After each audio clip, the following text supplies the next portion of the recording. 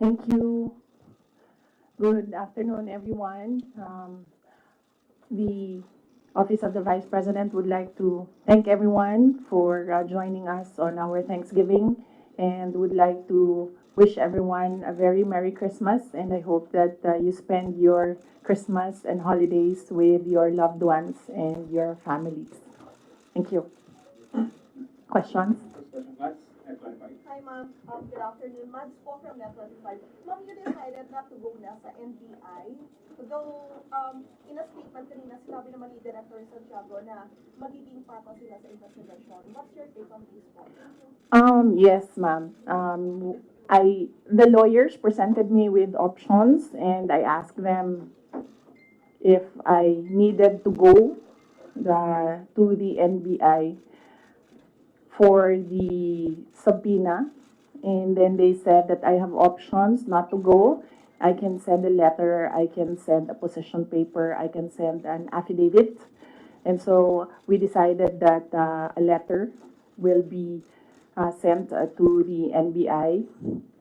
And then with regard to patas, I don't think magiging patas itong investigasyon na ito dahil kung nakita nyo naman yung mensahe ng Pangulo na sinabi niya na ganitong kriminal na mga, sorry hindi ko maalala yung exact words na sinabi, pero sinabi niya ganitong mga kriminal na ingest. Sinabi niya ganitong mga kriminal na gawain na hindi ko palalampasin. So, makita na natin, no, the pronouncements of the President, meron ng bias doon. And kung nakita nyo rin yung interview ng isang USEC ng Department of Justice, sinabi niya, a threat is a threat. Well, if you're a lawyer, you would argue na no, there's several kinds of threats. But nakita nyo na doon pa lang sinabi na niya kung ano yung position niya. At as a USEC of DOJ, we expect that that is the position of the Department of Justice. So kahit pa man pumunta ako doon, hindi ako pumunta doon, we believe, and I believe, that we, meaning the lawyers and I, believe that cases will be filed. So kahit pang sabihin nila na merong investigasyon, sa simula pa lang, nagdesisyon na sila na mag-file sila ng cases. Ma'am, clarification lang. Nabanggit niyo po, nagpadala kayo ng letter. Aside from that, magbibigay po ba tayo ng affidavit or statement po? Hindi na. Tinanong ko sa lawyer kung idadagdag ko pa ba yung affidavit ko. Sabi niya, hindi na daw kasi nilagay ko naman na doon sa letter, kung ano yung sasabihin ko sa affidavit. Thank you, ma'am. Thank you. Another follow-up. Good afternoon, Ma'am Celerina Monte from NHK. You have mentioned that parang there are already biases on how the government or the DOJ treat your case. So what would be the worst case scenario na nakikita ninyo na maaaring mangyari sa inyo? Okay. Ang worst case scenario, thank you, Ma'am Sel. Ang worst case scenario na nakikita namin is removal from office, impeachment, and then patong-patong na mga kaso, multiple cases to be filed, which the lawyers already told me to expect as well. That is why I just decided not to go to the NBI because clearly the pronouncements of the President and the USEC of DOJ point to cases to be filed. So parang may nag-raise before that it could be like a violation dun sa anti-terrorism law and plunder, which are non-bailable offenses. So could that be part of the worst case scenario na hindi kayo i-arrest kayo just in case and no bail? Yes, that could be as well. That is a possibility, ma'am, for cases that are without bail. And as I said, when I read the subpoena, I read there it was for grave threats na hindi naman grave threats yung ginawa ko under the revised penal code, and it was for anti-terror law. So napaisip ako, bakit anti-terror law ang iniimbestigahan nila? And then, it's not the first time that I've heard of the anti-terror law used against a person. So the first time I read about it, they used it against Congressman Arnie Teves. So I inquired about what happened in Negros. So I was told, yun nga, there was a red notice, there was a AMLAC, freezing of assets, money, there was, well, a warrant of arrest, yes. And very recently, I read again the law, and then I found there that there is a provision there, removal from office. So on that point, it's still kumbaga an avenue, I think, that they're pursuing to remove me from office. Follow-up question, Joanna. Good afternoon, ma'am. Yes, ma'am. So you mentioned that there is a possibility of of them coming to arrest you. Have your lawyers briefed you on what to expect in case they do come? And will you allow yourself to be arrested, or will you, because there have been others who have fled, will you want to face people, face the law enforcers who will arrest you, or will you also try to not get arrested? No, I do not plan to leave the country, or I do not plan to hide if there will be a warrant of arrest. Mainly because my children are here. So if I am detained, I want to be able to still see my children. So I have no plans of doing that. I have no plans of leaving the country to hide. One last follow-up for this month. Please, Adolfo. Ma'am, Congressman Marcoleta offers himself as your lawyer in case tutuloy yung impeachment case against you. Will you accept the offer? No, I think, well, first off, I'd like to thank Congressman Rodante Marcoleta for his offer to be my lawyer in the impeachment case. I appreciate it because he's a very good lawyer. He's a brilliant lawyer. In fact, he pointed out to me points during the committee hearing that as a lawyer, I was not able to see. So that shows his astuteness in the law. But I feel that he will better serve the country if he remains as a member of the House of Representatives. That is what is important right now. We need good public servants, good leaders, good officials in government. And I assure everyone that we already have lawyers helping us. In fact, the moment that Franz Castro announced last year that they are planning to file an impeachment, we already talked to lawyers who will handle the impeachment case at the time. But now, cases pala, 3. So we just need more lawyers. And we already discussed this with the first team that we hired as lawyers. Another follow-up. Please, Robina. You want to share the law? Yes, ma'am. So, I just want to ask how are we preparing, or what are our preparation, and how are we going to respond to the impeachment or the worst case scenario? Oh, okay. Yes, ma'am. So, very recently, we had a meeting with the lawyers, and what was discussed there was the arrangements, because we needed more lawyers. We are expecting another impeachment case now, so this may be 3 impeachment cases. So, and then we will await official copy of the articles of impeachment so that they can prepare the defense. We already have advanced copies of what is filed in the House of Representatives, and they're starting preparatory works right now. Sorry, sir.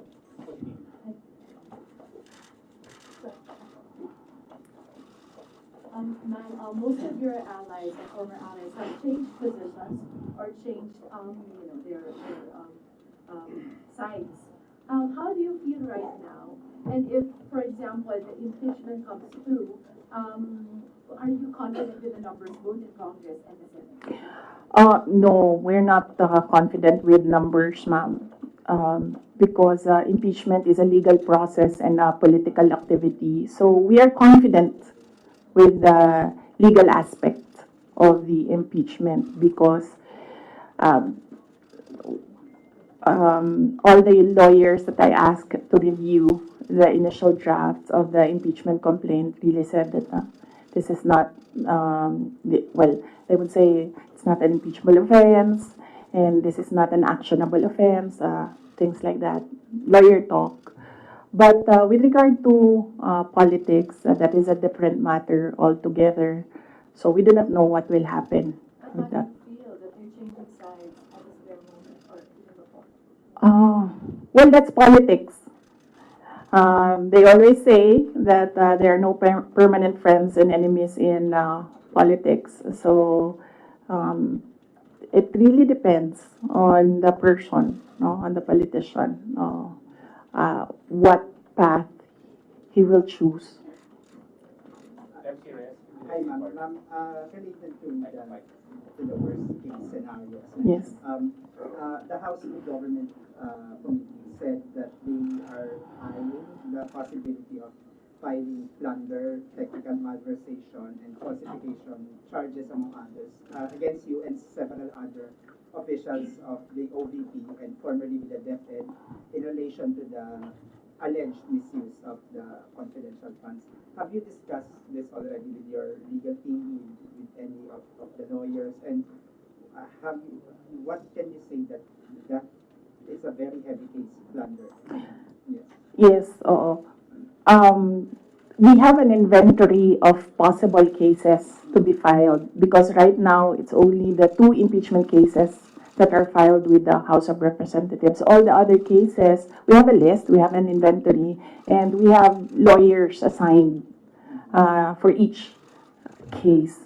Usually, cases that are similar, we assign it to one lawyer. And then other cases, we assigned it to other lawyers so that we ensure that all the cases have lawyers focused on each case. Another follow-up. Dennis Savito po from Bombo Radio Philippines. Ma'am, na-consult niyo na ba yung family niyo about this? Dahil kanina nabanggit niya tungkol sa mga lawyers about sa family. Si PRRD, nakausap na po ba ninyo? And ano yung payo po sa inyo? Hindi pa kami nagkausap ni dating Pangulong Rodrigo Duterte. I expect na magkikita kami as usual sa December 24 sa bahay ng mother ko. Likely, baka doon namin mapag-usapan yan kung man mapag-usapan namin dahil madalas kasi kapag nagkasama-sama yung pamilya, lalo na pag nandyan yung mga apo, ay yung mga apo yung pinag-uusapan ng pamilya. Nagsabi si Pangulong Duterte na magpapadala siya ng pera para sa pambayad daw ng mga abogado kasi alam niya na napakaraming mga abogado ngayon ang kinuha para sa iba't ibang mga kaso. Pero nagsabi na rin ako through my brother kasi yung kuya ko yung sinabihan niya. Nagsabi ako na huwag na lang siya magpadala ng pera dahil nakapaghanda naman na kami para sa impeachment case. Kasi yung sinabi niya impeachment case, sir. So sabi ko, nakapaghanda kami sa impeachment case. Kasi nga, last year, nag-announce na si Franz Castro ng impeachment. So the moment na sinabi yon, and the moment na nakita namin na tuloy-tuloy yung attacks against me, ay naghanda na rin kami para sa mga abogado. Marami ka ng Straits Times report. Hi, ma'am. Mara Cepeda from Straits Times, Singapore. Ma'am, you already mentioned that your lawyers are prepared to answer the impeachment cases, but the opposition groups who have filed the complaints against you are accusing you of being evasive in your answers in the alleged corruption and misuse of millions of confidential funds. Ma'am, baka you can offer an explanation also to taxpayers how kung above board po pa talaga yung paggamit nitong mga confidential funds para matapos na rin ma'am yung question once and for all. Yes, ma'am. I'm not being evasive. If you are referring to the budget hearing and the hearings in the House of Representatives, I'm not being evasive. I am not answering the questions because they have no authority to ask confidential questions. I am answering questions about the use of the money in the Commission on Audit, and there is no, you ask the Commission on Audit if there was anything at all that they can say or see that we are not cooperative with the audit. So it is wrong to say that I am evasive. I am definitely not answering questions about the use of the fund, about confidential funds, because it pertains to national security and the lives of the people involved in intelligence operations. And yes, as I said, we have fully cooperated with the audit process of the Commission on Audit, who has the sole jurisdiction to ask questions about the use of confidential funds. In fact, 2 quarters of the Department of Education are already cleared by the Commission on Audit, but it is still being questioned inside the committee in the House of Representatives.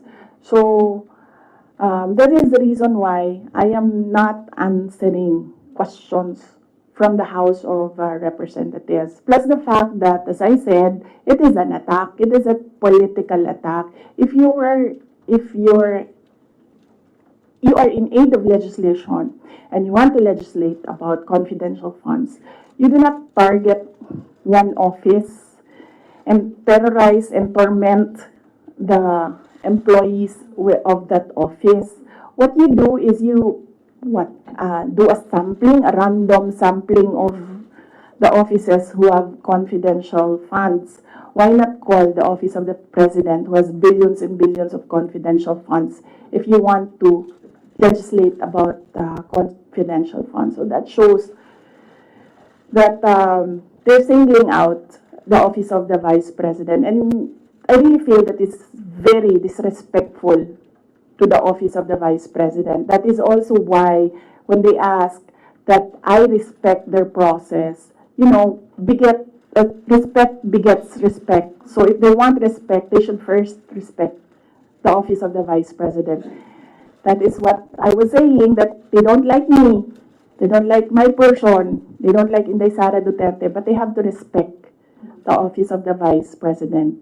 So if they want to investigate confidential funds, they don't single out one office. I understand, ma'am. VP, just a follow-up. Was it yesterday or the other day, the House also alleges that over 400 names na nag-cite on acknowledgement receipts, again, on the issue of the confidential funds, wala daw pong records at the BSA. Ma'am, you can offer an explanation because we know that this is a legal proceeding, pero pinag-uusapan po siya ngayon, ma'am, sa bahay ng bawat Pilipino. Kaya explanation if this is above board or bakit wala silang birth certificate, ma'am. No, I will not explain. I will not give an explanation because it will entail that I explain intelligence operations which will compromise officers who do intelligence operations. It will really compromise how they work. So no explanation will be given to the members of the House of Representatives. One final follow-up for me, ma'am. Then what's your response to accusations that an office like the DepEd and the OVP have no jurisdiction naman to have these confidential funds that are spent for national security? Well, the confidential funds was the first transfer of confidential funds was from the office, from the contingent funds to the office of the Vice President, and this was approved by the office of the President. The next year confidential funds was 2023. We submitted it to the Department of Budget and Management. It was approved by the Department of Budget and Management, and therefore it implies that it was approved by the Office of the President because it was included in the National Expenditure Program, the NEP. So, and then it was approved by Congress as well. The only reason why we did not use the confidential funds in the fourth quarter for both offices because I was already flagged by a friend inside the House of Representatives that they will attack you using confidential funds.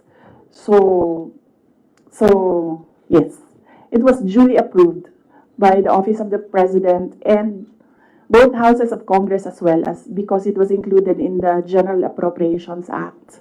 So it was not, we presented it, we defended it, they approved it.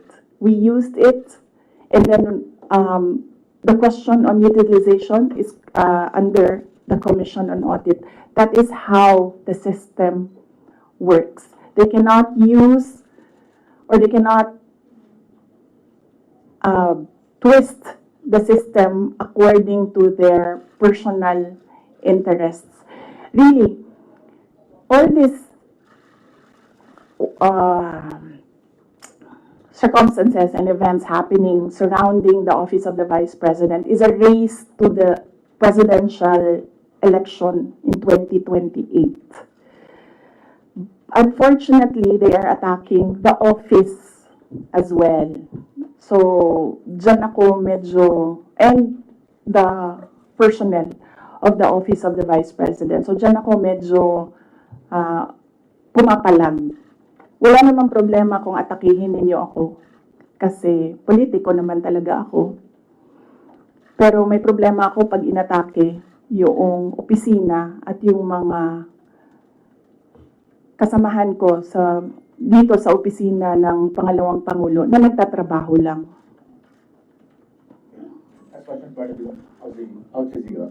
Yeah, good afternoon, Madam. Good afternoon, Madam Vice President. I'm just going to pick up on Mara's line of questioning.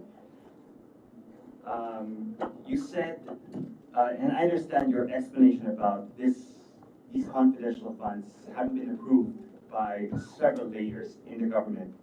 But maybe just to go back to the basics, if you can explain to ordinary Filipinos why the Office of the Vice President needs confidential and intelligence funds. Okay, yes.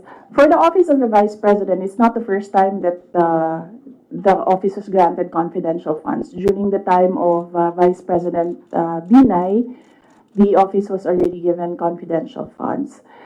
The confidential funds we use in relation to our work and national security. All the projects and the programs of the Office of the Vice President target poverty alleviation. There is a direct correlation between poverty and national security. So what we do is we want to target the areas where we put our projects so that we achieve peace and order, security. So we don't want to our projects put in areas where it is not needed for poverty alleviation. So we want to prioritize the areas. And the only way to do that is to use confidential funds to purchase information. So where are the target areas? We need that. so that our projects will serve these areas. So that's why we needed the confidential funds. In in the Department of Education, there is a correlation as well of the education and national security. In fact, that is one of there is a correlation as well of education and national security. There are so many threats to education, not just insurgency, and threats to Department of Education personnel and students as well. And we wanted to target projects of the Department of Education as well in the most vulnerable areas and schools. That is why we needed confidential funds. It's all about national security. And the position of the Office of the Vice President and the Department of Education is that national security is a holistic concept. It's not just one, territorial defense, sovereignty. No, national security is about food security. It's about quality of education. It's about poverty alleviation and everything else that we need to do as a country to get us out of this poverty rut. But you are in the NTF-LCAP, so couldn't have your offices work with the NTF-LCAP as well as other government agencies that actually have national security mandates? In the NDF-LCAP, they are only about ano yung meaning ng LCAP? And local armed conflict. And local community armed conflict. And local, there, LCAP. So that is very specific to that local conflict and communism. So as I said, the projects and the programs of OVP target poverty alleviation, and there's so many factors affecting poverty. And there are so many threats to education, not just insurgency. But there are also other government agencies with national security mandates that you can work with, your offices can work with. Yes, that is true, but we work far faster if we are allowed to purchase information and target our projects immediately on the certain school or certain barangay or certain municipality. We move faster if we can target our projects. Okay. Going back to the confidential funds, that was also about confidential funds, but the names that are being verified by the Philippine Statistics Authority, I know you said that you can't explain because they're confidential in nature, but maybe just a yes or no, because other names have cropped up. Aside from Mary Grace Piatos, we have Shippy McDonald, Fernando Tempora, Carlos Oishi, Raymunda Nova. These were mentioned in a column at the Philippine Star, and Joel Chua, Congressman Joel Chua was quoted. Are yes or no, are these code names? Nakalimutan ko yung sagot ko. Sandali.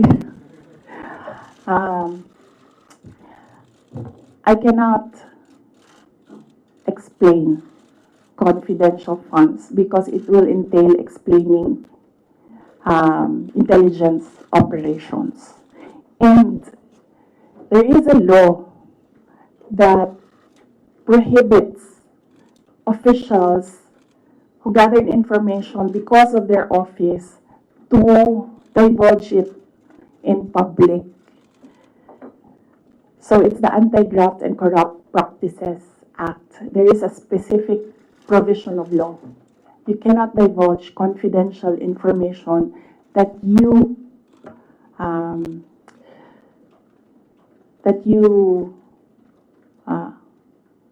received while in office. So you won't even say these are No, that's because code names. that will add to cases that may be filed against me. One last, sorry. Yes. Why the choice of a letter submitted to the NBI instead of an affidavit? Wait, hold on. I can answer. I can give you a very short answer with regard to ARs. I had nothing to do with the preparation of ARs. It went down to the grassroots level. So I had nothing to do with preparations of ARs. I was up here in the structure and money went down for information. So you have no knowledge why all these names were used in the acknowledgement receipts? In the first place, we do not even know if these are ARs which came from DepEd or OVP to COA because there's a chain of evidence supposedly. In law, there's a chain of evidence, handling of evidence. So right now, nobody can really answer that because nobody knows if these ARs are true. Because we don't know if it came from us. That's what they're saying. That's what they're alleging. Yes, that's what they're ARs came saying. from the OVP submitted to COA. Yes, but there is a legal process in the custody of evidence. So right now, we really cannot say if the ARs came from us because the ARs that are with us has not been checked with the ARs that are with them. You're denying that the ARs came No, from I'm just saying that we do not even know if the ARs with us are the ARs that are with them because the ARs from the field going to the office, going to COA, that's not how you do legal work. It's not how you do legal work. There's a very stringent process in evidence.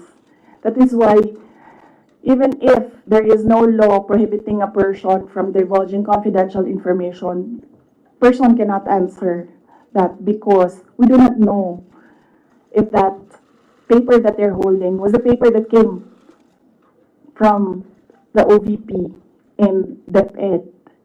Because there was no marking of exhibits. That was what I was telling Congressman Chua. You cannot ask the OVP personnel to say yes or no to an exhibit that was not marked as real and true, as correct, and as a faithful reproduction of the evidence of the office. So would your offices then be willing to certify?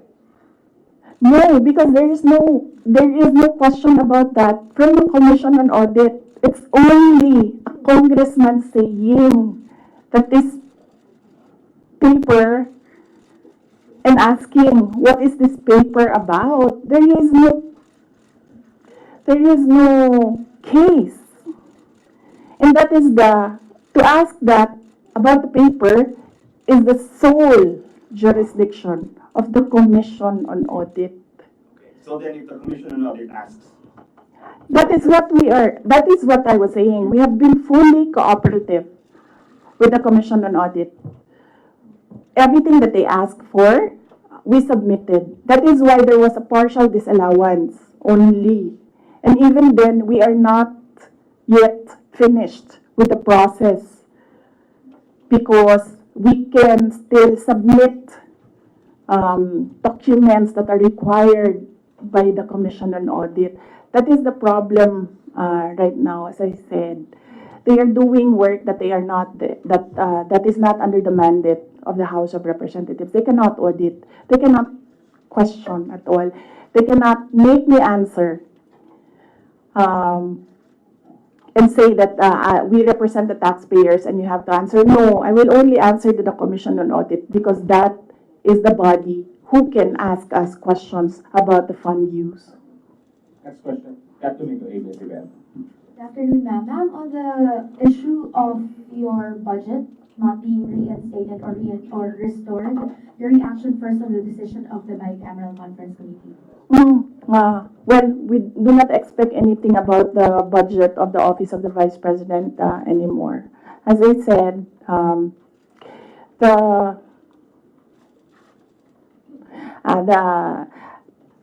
before I was saying that I am not the problem. I've been saying that I am not the problem. The problem of the Philippines is kahirapan, kagutuman, corruption, and all the other peace and order issues.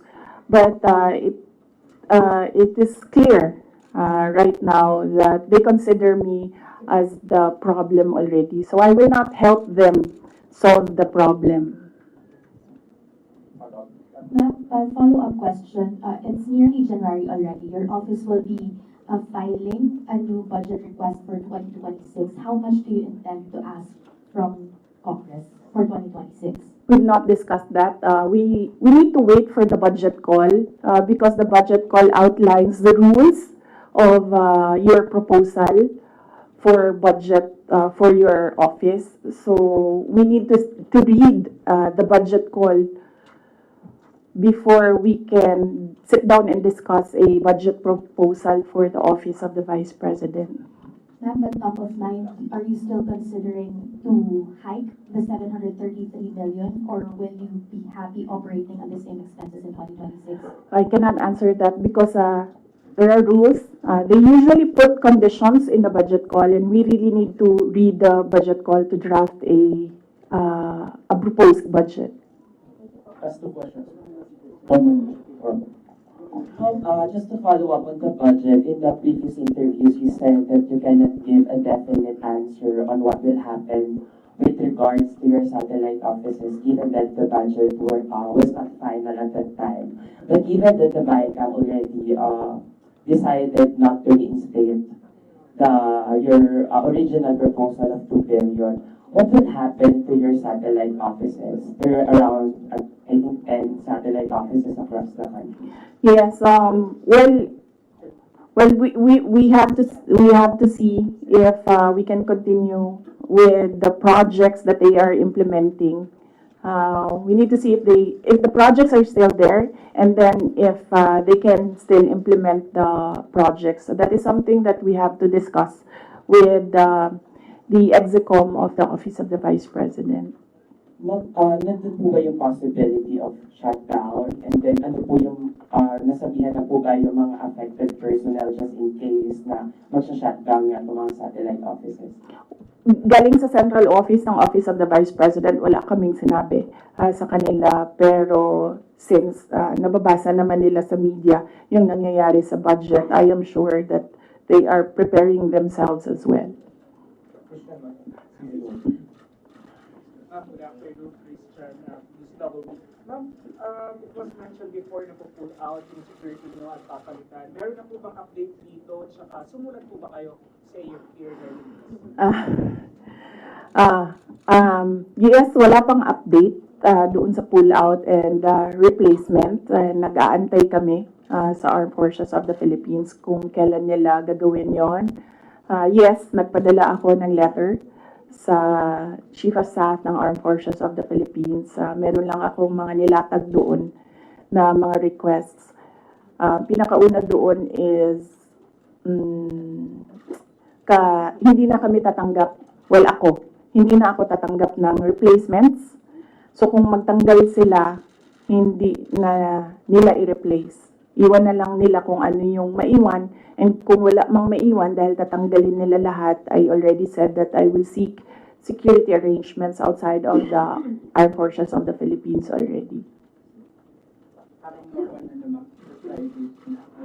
Mag-outsource na kayo. I mean, kasi normally naman, di ba, pag Vice President, may naka-designate dyan from the AFP, from the PNP. So, dahil nga, yun nga, may pull out. And so, ang plano nyo para mag-outsource na lang kayo from... Yes, we are exploring private security services. Yes. So, my husband, ma'am. Huh? Would that be construed as a private? No, because there are professional security services. So that's not considered as a private army. And I do not know if these individuals are allowed to bring guns. So that makes them less of an army, ma'am, kung wala silang baril. Hindi ko alam yung sa professional security services. But that is one option that we are preparing for in case there is a pull out of the entire security detail from the Armed Forces of the Philippines. Initially, I asked my husband, and then he said that he'll make arrangements. Out of pocket. estimating for that? Well, wala pa kaming we have not requested for proposals yet from service providers. We have not requested a proposal yet. So, but I think only Filipino organizations or agencies are allowed that kind of service within the Philippines. I think, Mama. I do not know. But I know that they are Filipinos, yes. Do you feel secure No, I don't. about your children? No, ma'am. No. But, no, I do not feel secure. As I said, that there's always been bias because when we see, say for example, DOJ, iniimbestigahan nila yung press con. Pero hindi nila iniimbestigahan kung bakit kami umabot doon sa press con na yon. Iniimbestigahan nila ang threat ko, no?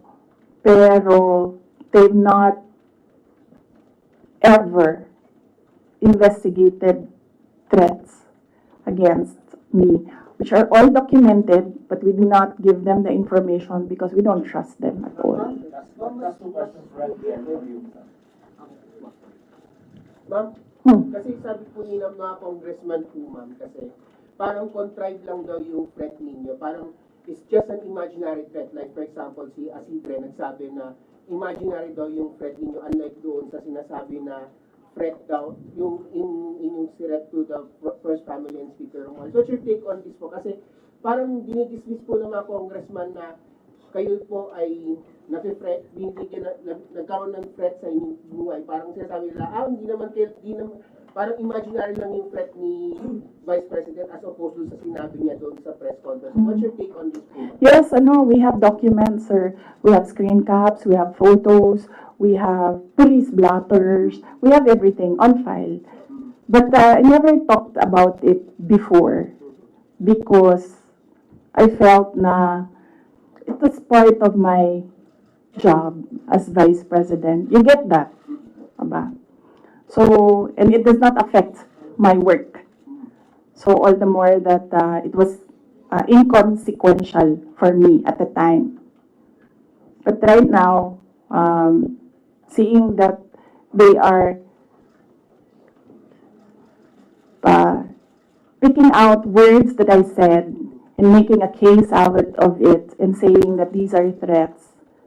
So I think they should start with, where is this coming from? That is the question that they should ask themselves. But I don't think they'll ever ask that of themselves. So we'll just move on to the cases and the impeachment and whatever will come in the new year. Do you regret saying or making such threat to the President and the First Lady and the Speaker? No, ma'am. Buti na yung alam nila, ma'am, na pag namatay ako, hindi talaga ako, I will not die in vain. You mentioned the 2028 presidential elections, that all of the attacks of the Marcos government to you now is all connected to 2028. But the last time, the sitting vice president, a very popular sitting vice president, was investigated for corruption allegations and refused to respond in the public forum. Natalo po siya sa elections, and I'm referring to former Vice President Judge Marvinay. Ma'am, are you concerned that your enemies would be able to turn public opinion against you and it will hurt any potential plans of you running for president? You're leading surveys as earlier. I've not seen the recent surveys, but yes, that is what they are trying to do, turn public opinion. That is the strategy.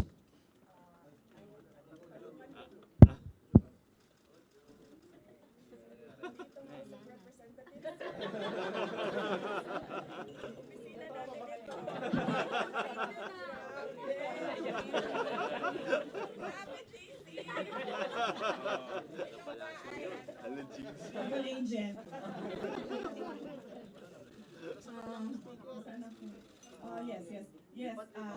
But I am not. Yung mga mic dito. Walang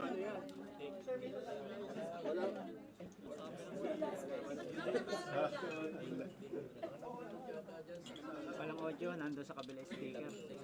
Baka may nabuno.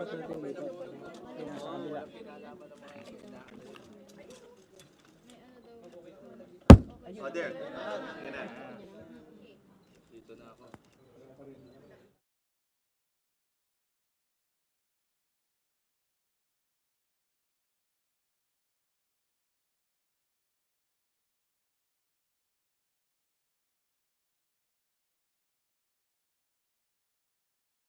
Yes, yes, but yes.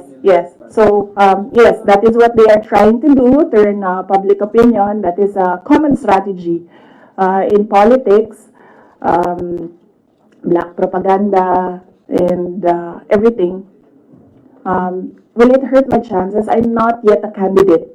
So, right now, I am just the Vice President of the Republic of the Philippines and working for the country. So, I am not yet a candidate, so I do not know if this will affect me.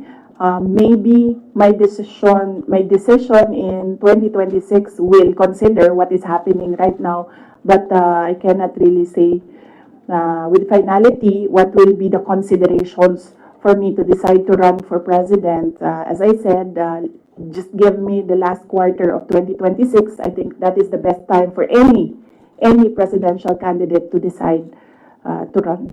Ma'am, pero isip po ma'am, kasi ito lumalabas yung keyword ngayon, binibinay.